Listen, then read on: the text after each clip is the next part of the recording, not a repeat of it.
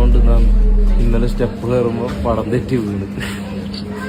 പാവം എൻ്റെ കാല് പൊട്ടിയിരിക്കുമ്പോൾ ഫുള്ള് കോമഡി ഇതുമായിരുന്നു. തോണ്ടിയിട്ട് നടക്കുന്നു പടം പറഞ്ഞിട്ട്.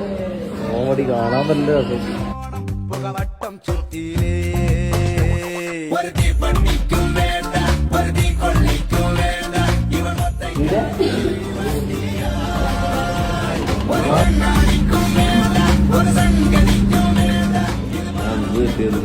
എന്ത് തെറ്റാ?